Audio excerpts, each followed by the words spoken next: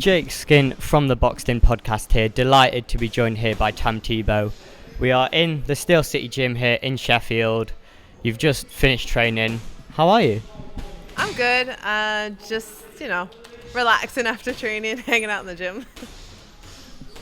So, you certainly won't be relaxing on September 27th when you're in the ring back in Canada. How's that going to be? Back in Canada, your home country. Must feel pretty good. Yeah, it's pretty good. I'm excited. I'm fighting in, pretty much my hometown. I spent 8 or 9 years in Montreal, and my fourth fight, I'm going to be co-main event. So, yeah. So it's going to be pretty cool. I'm pretty excited and really happy to be around my people and have all my friends and family come watch. So, one question that I did want to ask was, we're here in Sheffield. You're from Canada. How have you ended up here training with Piers Goodjohn in the Great Steel City gym? So basically, I've come to Sheffield before at the EIS when I was part of Team Canada. I really liked it, and I also applied for a master's in urban design and urban planning, which I am finishing this week. So that was one of the main reasons I also came to Sheffield. And my partner's training in this gym. We're both athletes from our national team, so it just made sense, really. Are you planning on then staying on with the Steel City gym, obviously, after that master's degree does finish? Yeah, I found my place here. I love the gym. Everyone's so nice. The environment's great. It's competitive, but also filled with just people with big hearts. So I love it. I'm not going nowhere.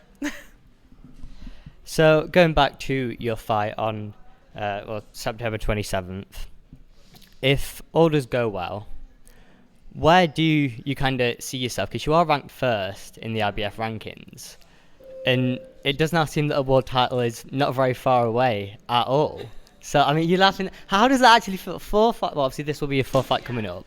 So, obviously, you will be 4 fights into your career, potentially fighting for a world title in your next 1 or 2 fights, maybe. That must seem pretty surreal. Yeah, I mean, it's pretty cool. To think that my third fight was at Madison Square Garden under Amanda Serrano and K2. It was pretty unreal. So the fact that maybe a world title is next is crazy, but it also follows suit with my entire experience so far. But I'm excited. I'm up to the challenge, really. This is where I'm at, and that's where my level's at. So I'm going to tackle the challenge for what it is. What's your favourite part about fighting at the MSG? Favorite part fighting at MSG? That's a tough one. It's probably just the whole ambiance. Everyone was there to watch us fight. My family was there because it's not too far from where I'm from. And just the idea of so many great athletes going in there and doing what they love and doing what they're best at. So I mean, to be part of that legacy is incredible, and I think that's what really highlighted it for me. So obviously it was an all-female card, obviously being part of history on Netflix. Is that something that you think you'll kind of look back on when your boxing career is all said and done and be like, wow, it's pretty mad that, I was part of that? Yeah, and I think it's pretty crazy that I was part of that, but I also think that I'm going to break some glass ceilings for other things as well, so it's definitely going to be a highlight of my career, but I'm hoping that it's not the biggest highlight.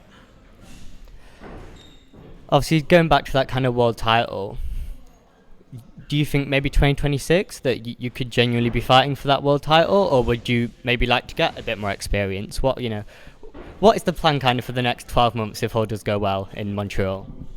I guess you'll have to wait and see. I don't want to spill the tea just yet, but we've got big things coming. We've got big ambitions. I've got massive ambitions. So does my team. So does MVP. So that's exactly what we're gonna do. But first things first, we're gonna get this fight out of the way.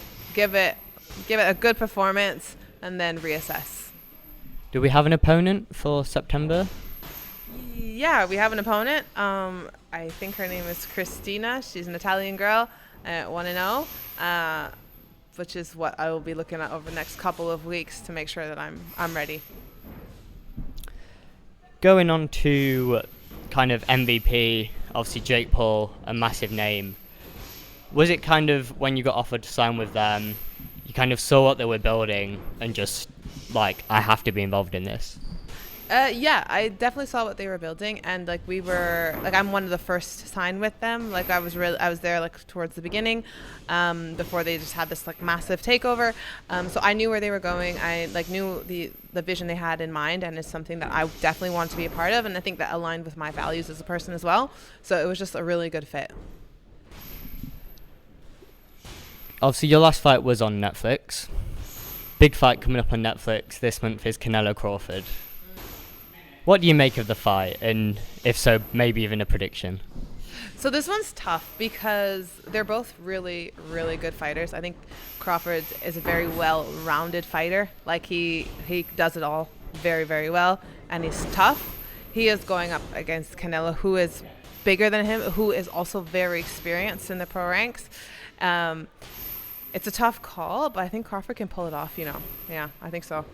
But I think it's a big decision. I don't think that there's going to be a stoppage. Now, obviously, we're here in the Still City gym, and the 2 interviews I've done previously to this, I've asked these questions.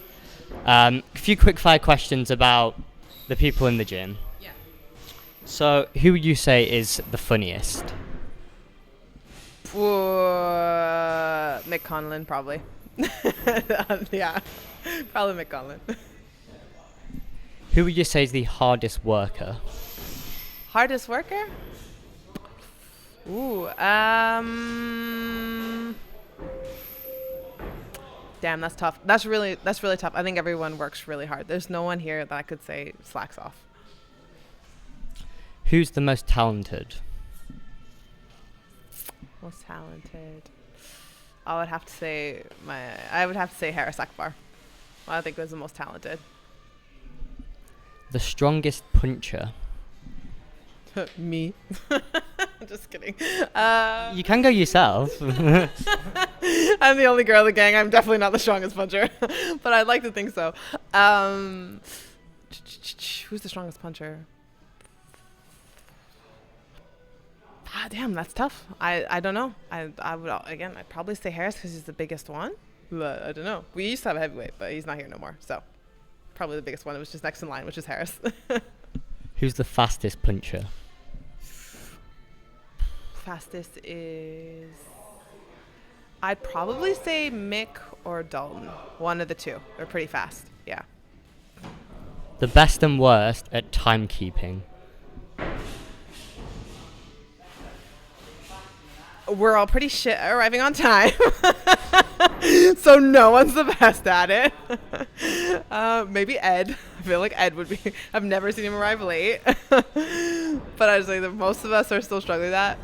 The worst would be Junaid. Sorry. I love you, but no. And finally, who are the coach's favorites? Coach's favorites. I don't know. They treat us pretty evenly, I would say. I think the coaches all take us in the same. So yeah. Tamm Thibeault, thanks so much for your time.